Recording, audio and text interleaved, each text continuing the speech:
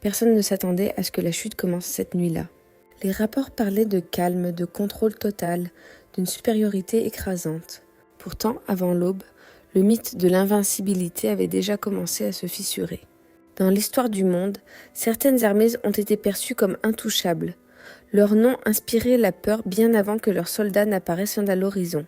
Helsinki n'était pas seulement puissante, elle semblait éternelle. Organisation parfaite, discipline absolue, victoire répétée.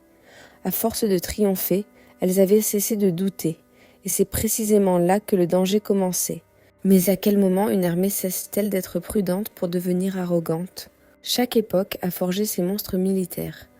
Des légions antiques aux armées industrielles modernes, la logique semblait immuable. Plus de soldats, plus d'armes, plus de contrôle. Les cartes étaient redessinées, les frontières effacées, les peuples soumis. À distance, tout paraissait rationnel, presque mathématique. Pourtant, sur le terrain, une autre réalité existait. Une réalité faite de fatigue, de peur, de décisions prises dans l'urgence. Et souvent, ces décisions étaient prises la nuit. Pourquoi la nuit joue-t-elle toujours un rôle clé dans les plus grandes défaites ? Le silence nocturne a quelque chose de trompeur. Il apaise les états-majors, rassure les rapports officiels.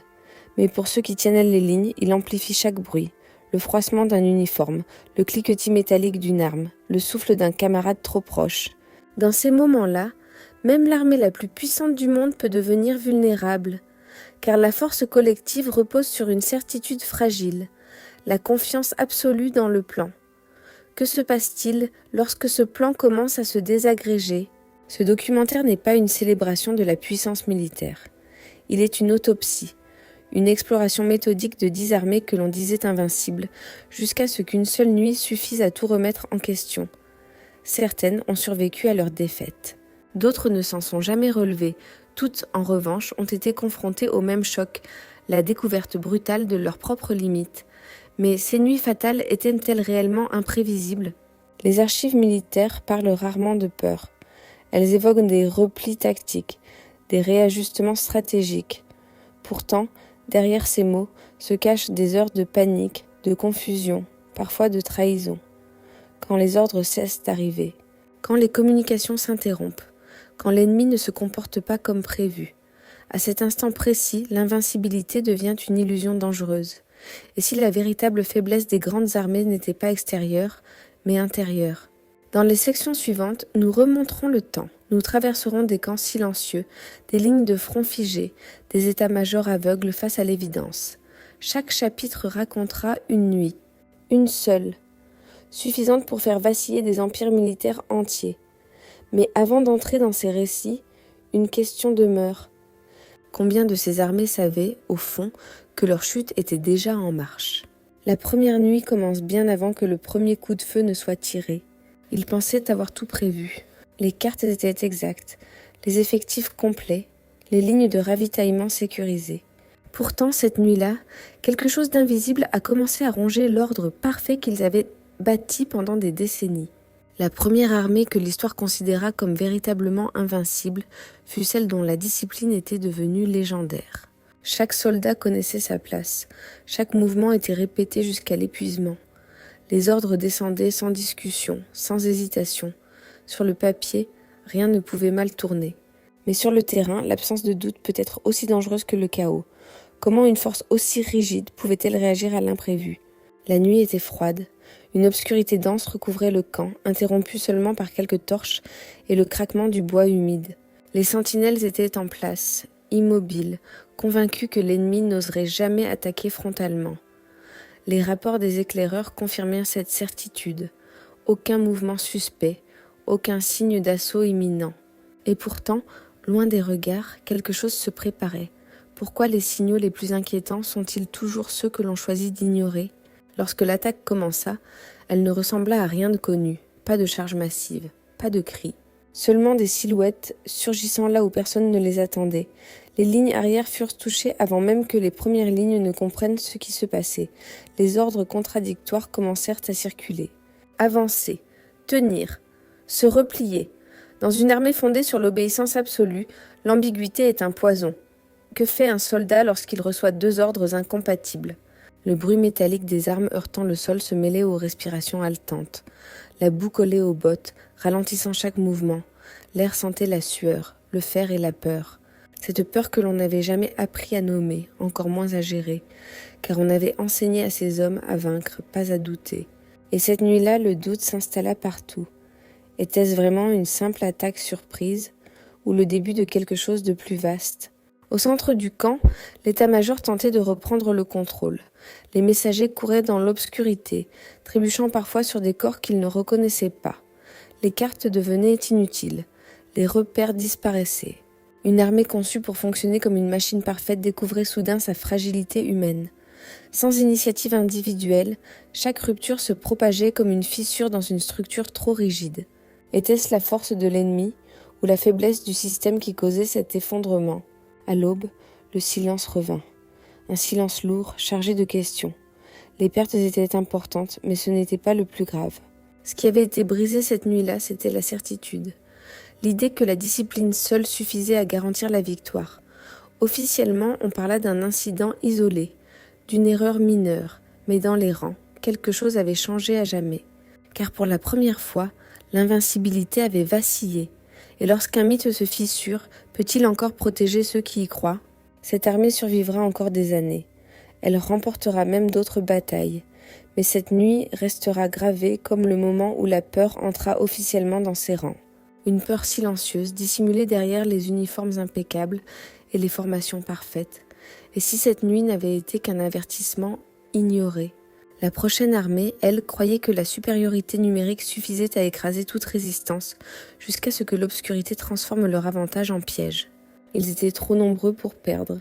C'est du moins ce que répétèrent les rapports, les discours officiels et les généraux eux-mêmes. Cette nuit-là, la supériorité numérique devint pourtant un fardeau impossible à maîtriser. Pendant des siècles, son nombre a été confondu avec la puissance. Plus de soldats signifiait plus de contrôle, plus de pression, plus de certitude. Cette armée en était l'illustration parfaite, des colonnes interminables, des camps immenses, une présence écrasante sur chaque route, chaque colline, chaque village. Face à une telle masse, l'ennemi semblait condamné d'avance. Mais que se passe-t-il lorsque la quantité empêche de voir ce qui se cache dans l'ombre? La nuit tomba sur un dispositif étendu à l'extrême, trop étendu. Les unités étaient dispersées, séparées par des kilomètres de terrain difficiles. Les communications, déjà fragiles, dépendèrent de relais humains et de signaux approximatifs. Dans l'obscurité, chaque délai devenait critique, chaque message perdu créait un vide, et dans ces vides, l'incertitude s'installait. Comment coordonner des milliers d'hommes quand la nuit efface les repères? L'attaque ne visa pas le cœur de l'armée, mais ses articulations, les points de passage, les dépôts, les axes de communication. Là où la masse avait besoin de fluidité, elle rencontra le chaos. Les ordres arrivaient trop tard ou pas du tout. Certaines unités avançaient, d'autres se repliaient, sans savoir pourquoi. Le sol tremblait sous les pas de cette armée gigantesque, mais ce bruit même trahissait sa position. Était-il encore possible de manœuvrer quand chaque mouvement révélait sa propre faiblesse? Les soldats, entassés dans des camps improvisés, furent réveillés par des explosions lointaines et des cris confus. La panique se propagea plus vite que l'information. On tirait parfois sans voir, on courait sans direction. L'odeur âcre de la fumée se mélangeait à celle de la terre retournée et de la sueur froide. Dans l'obscurité, la masse humaine devint incontrôlable, et si le nombre, au lieu de protéger, amplifiait la peur? Les officiers tentèrent de rétablir l'ordre, mais leurs voix se perdaient dans le vacarme. Une armée aussi vaste nécessitait du temps pour réagir. Or la nuit ne laissait aucun répit. Chaque minute d'hésitation renforçait l'impression d'un effondrement imminent. L'ennemi, moins nombreux mais mobile et invisible, exploitait chaque faille. Était-ce vraiment une défaite militaire ou un effondrement logistique déguisé? À l'aube, le paysage était méconnaissable. Des colonnes brisées, des équipements abandonnés, des soldats épuisés, incapables d'expliquer ce qui avait mal tourné. Officiellement, on parla de désorganisation temporaire. Mais dans les rangs, une certitude s'imposait, la taille de l'armée avait empêché toute réaction cohérente. Le nombre, autrefois source de fierté, était devenu un rappel humiliant de leur vulnérabilité. Peut-on encore se croire invincible après avoir été submergé par sa propre force? Cette nuit ne détruisit pas immédiatement cette armée. Elle continuait d'exister, de combattre, de résister.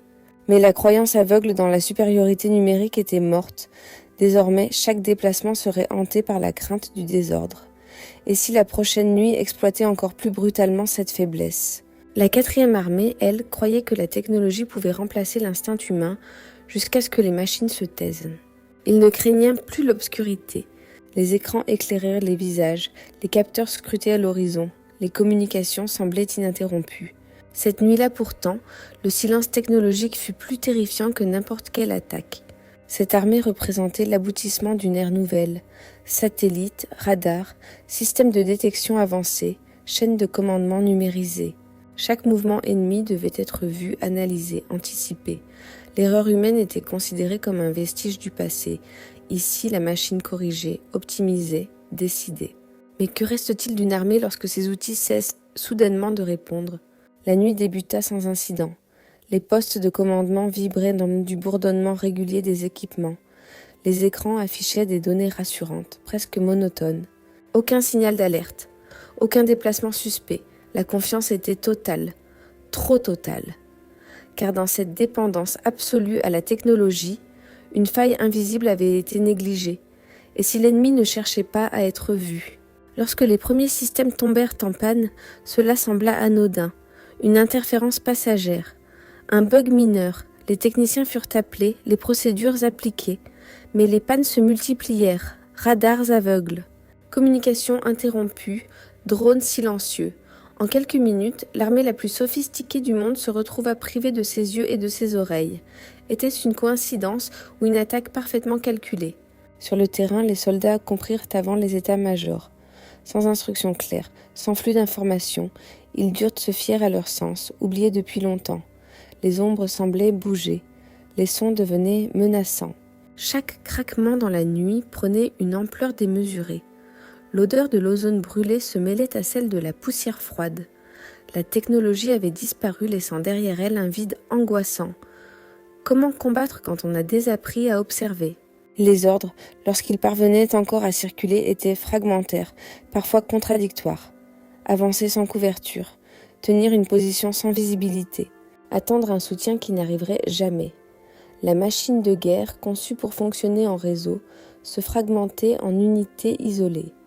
Chacune livrée à elle-même, chacune vulnérable. Était-ce la défaillance des systèmes ou l'échec d'une doctrine entière? L'ennemi, lui, exploitait cette confusion avec une précision glaçante, des actions rapides, localisées, impossibles à anticiper sans capteur. La nuit amplifiait chaque erreur, chaque minute sans information renforçait la sensation d'être traqué.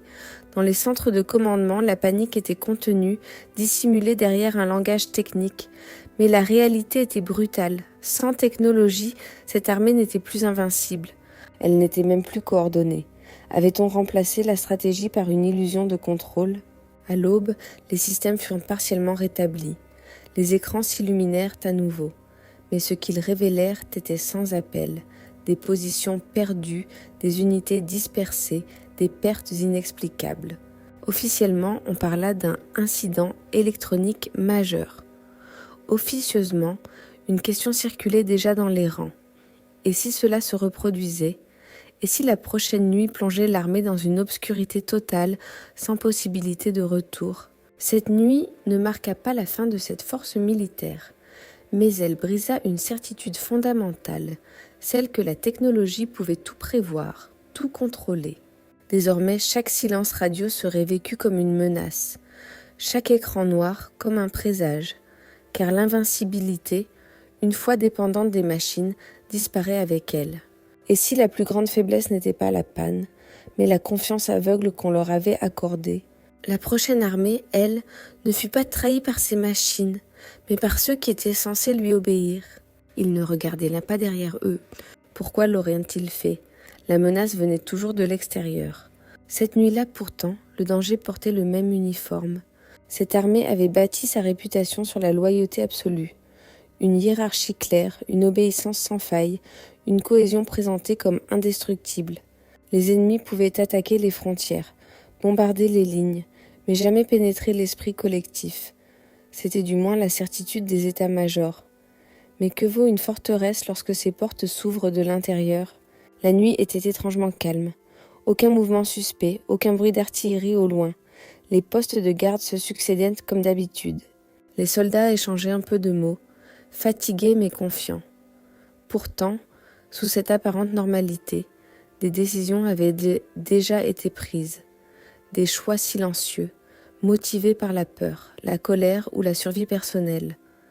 À quel moment la loyauté cède-t-elle face à l'instinct? Lorsque les premières positions tombèrent, il n'y eut pas de résistance. Les défenses furent neutralisées sans combat. Les systèmes de sécurité désactivés avec une précision troublante. Ceux qui observèrent comprirent trop tard que l'ennemi connaissait les codes, les horaires, les angles morts. Cette connaissance intime ne pouvait venir que d'une seule source. Comment une armée invincible peut-elle se défendre contre elle-même? La confusion fut immédiate. Les unités envoyées en renfort tombèrent dans des pièges soigneusement préparés. Les ordres semblèrent mener droit au désastre. Certains officiers commencèrent à douter de leurs propres hommes. Le regard devenait soupçonneux, le silence pesant, l'odeur de la poudre se mêlait à celle, plus insidieuse, de la trahison. Dans une telle atmosphère, la peur se transforme rapidement en paranoïa. Qui pouvait encore être digne de confiance? Les témoignages recueillis plus tard évoqueront des scènes de chaos moral, des soldats hésitant à répondre à un appel radio, des patrouilles refusant d'ouvrir le feu, craignant de viser les leurs. La nuit étouffait les certitudes. Chaque ombre pouvait être un allié ou un traître. Et pendant que l'armée se fragmentait intérieurement, l'ennemi avançait sans rencontrer de véritable résistance. Était-ce encore une défaite militaire ou un effondrement éthique? À l'aube, la vérité était impossible à dissimuler. Des positions clés avaient été perdues sans combat. Des informations classifiées avaient circulé. Officiellement, on parla d'infiltration ennemie. Mais en interne, les enquêtes pointaient une réalité plus dérangeante. La trahison venait de l'intérieur. Pas d'un seul homme, mais d'un climat. Un climat de fatigue, de peur, de désillusion. Peut-on exiger une loyauté totale lorsque la confiance s'est déjà brisée? Cette nuit marqua un tournant irréversible. L'armée continua de se battre, mais jamais plus avec la même cohésion. Chaque ordre serait désormais questionné, chaque silence interprété. L'invincibilité avait disparu, remplacée par le doute. Car lorsqu'une armée commence à se méfier d'elle-même, sa défaite est déjà en marche. Et si cette trahison n'avait été que la première fissure visible d'un effondrement plus profond?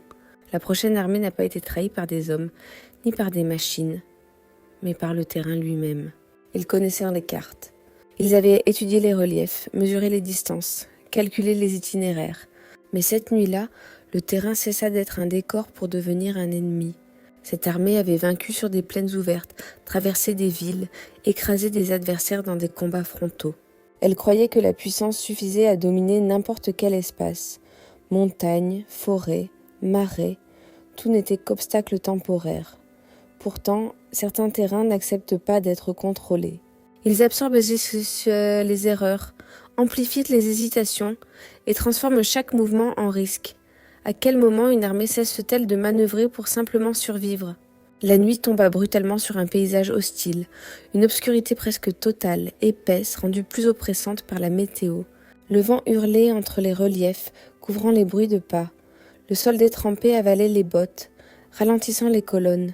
Les unités perdirent le contact visuel les unes avec les autres. Les communications devenaient intermittentes. Dans ce décor, la supériorité tactique semblait soudain abstraite. Comment maintenir une formation quand le terrain lui-même la disloque? Les premières pertes ne furent pas causées par l'ennemi. Des véhicules immobilisés, des hommes blessés dans des chutes, des équipements abandonnés pour avancer plus vite. La fatigue s'installait, insidieuse. Chaque décision devenait plus lente, plus hésitante. Et pendant ce temps, quelque part dans l'obscurité, l'adversaire attendait. Connaissait-il mieux ce terrain, ou savait-il simplement en tirer parti? Lorsque l'attaque survint, elle fut fragmentée, presque invisible. Pas de ligne de front claire. Pas de direction identifiable. Des coups rapides, précis, suivis de disparitions immédiates. L'armée, habituée aux confrontations directes, ne parvenait pas à riposter efficacement. Tirer devenait dangereux. Avancer, risquer, se replier, presque impossible. Le terrain piégeait chaque option. Était-ce encore une bataille ou une lente désintégration?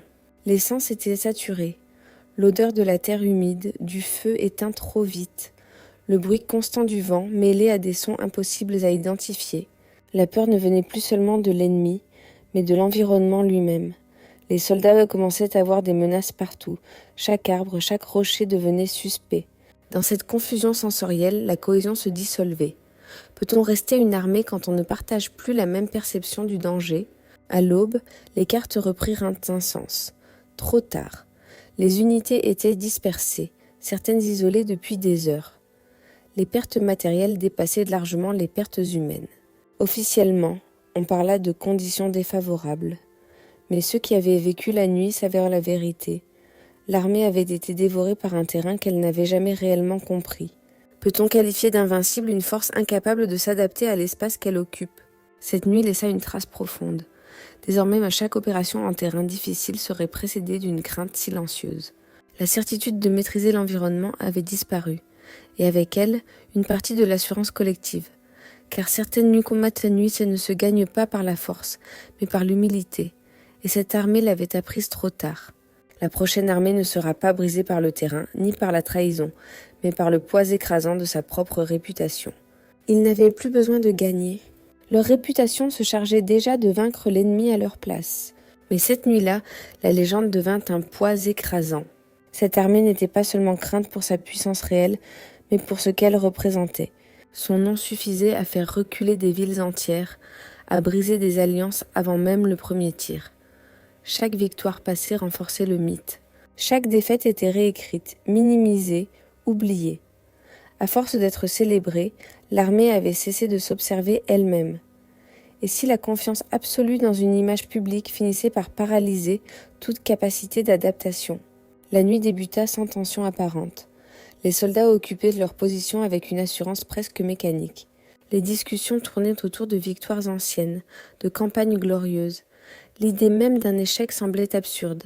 Les sentinelles scrutaient l'horizon sans réellement y croire. Qui oserait attaquer une armée dont la réputation était déjà une arme ? Mais lorsque la peur disparaît, la vigilance disparaît avec elle. Était-ce là le véritable point de rupture ? L'attaque survint de manière inattendue, non par sa violence, mais par son audace. L'ennemi frappa là où personne n'imaginait une offensive possible. Pas de stratégie classique, pas de confrontation directe, une remise en question totale des règles implicites que cette armée imposait depuis des années. Les premiers rapports furent accueillis avec scepticisme. On doutait des messagers, on minimisait les alertes. Après tout, une telle armée ne pouvait pas être en difficulté. Ou le pouvait-elle ? Sur le terrain, le décalage était brutal. Les soldats attendirent des ordres qui ne venaient pas. Les officiers hésitaient, conscients que chaque décision risquait de contredire l'image d'invincibilité qu'ils devaient se maintenir.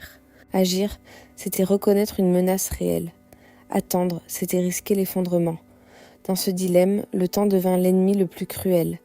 Combien de défaites commencent par un simple refus d'admettre la réalité ? Les sens étaient en alerte, mais l'esprit refusait d'accepter ce qu'il percevait, des positions abandonnées, des communications interrompues, des mouvements ennemis audacieux. Le bruit des explosions résonnait dans la nuit, mais il semblait irréel, comme étouffé par des années de certitude. L'odeur de la fumée se mêlait à celle d'une peur nouvelle, plus profonde, celle de voir le mythe s'effondrer. Que reste-t-il d'une armée lorsque sa légende ne la protège plus ? À l'aube, le constat fut impossible à nier. Des pertes significatives, des zones clés compromises, un moral profondément atteint.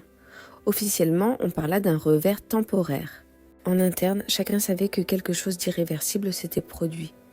L'armée n'était plus seulement confrontée à un ennemi extérieur, mais à l'effondrement de sa propre identité. Car une légende, lorsqu'elle se brise, laisse un vide que la force brute ne peut combler.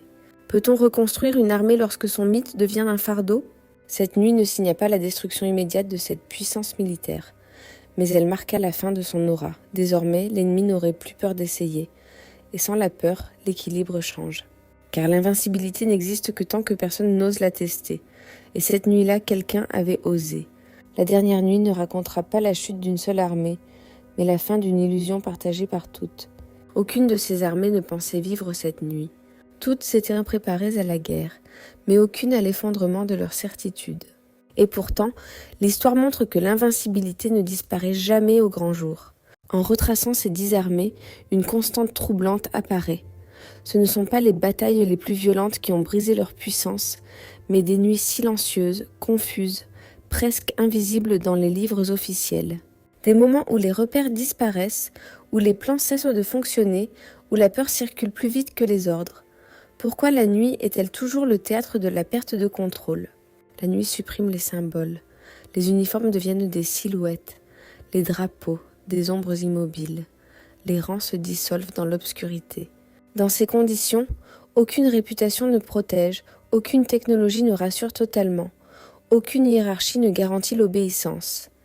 Les armées découvrent alors ce qu'elles sont réellement, des groupes humains confrontés à l'incertitude. Et face à cette réalité, même la plus grande puissance peut vaciller. Était-ce cela le véritable ennemi ? Les témoignages convergent. Dans chaque cas, les soldats évoquaient la même sensation, celle d'un basculement. Un instant précis où quelque chose cesse de fonctionner. Pas une explosion spectaculaire, mais un silence, une absence de réponse, un ordre qui n'arrive pas. Les sens prennent le relais, mais trop tard. La peur s'installe, lente et corrosive. À ce moment-là, l'armée ne combat plus pour vaincre, mais pour comprendre ce qui lui échappe. Peut-on gagner une guerre quand on ne comprend plus ce qui se passe autour de soi ? Les états-majors, eux, parlent d'erreurs ponctuelles, de circonstances exceptionnelles. Ils tentent de préserver le récit, de sauver l'image. Pourtant, dans l'ombre, les conséquences sont profondes. Une armée qui a connu la nuit de la perte d'invincibilité ne combat plus jamais de la même façon. La confiance est remplacée par la prudence, l'audace par la crainte de répéter l'irréparable, et parfois cette prudence devient une nouvelle faiblesse. L'invincibilité peut-elle renaître après avoir été exposée comme une illusion ? Ce documentaire ne désigne pas des vainqueurs et des vaincus, il met en lumière une vérité plus inconfortable. La puissance militaire n'est jamais absolue. Elle dépend de facteurs fragiles, souvent invisibles. La cohésion, la confiance, la capacité à douter au bon moment. Lorsque ces éléments se fissurent, la chute peut être rapide, silencieuse, presque banale. Et c'est précisément pour cette raison qu'elle est si souvent ignorée par l'histoire officielle. Pourquoi préférons-nous les récits de victoire aux leçons de fragilité ? Aujourd'hui encore, des armées se proclament invincibles.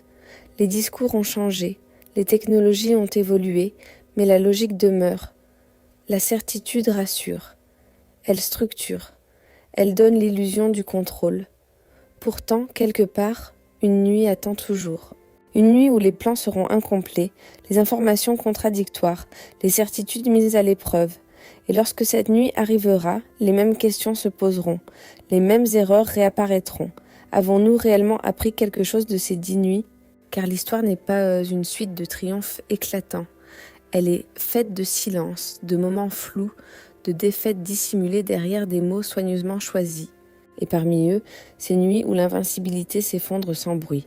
Peut-être que la véritable leçon n'est pas de savoir comment ces armées sont tombées, mais pourquoi nous continuons à croire qu'une telle chute est impossible. La prochaine nuit n'est jamais annoncée. Elle ne prévient pas, et elle n'épargne aucune armée.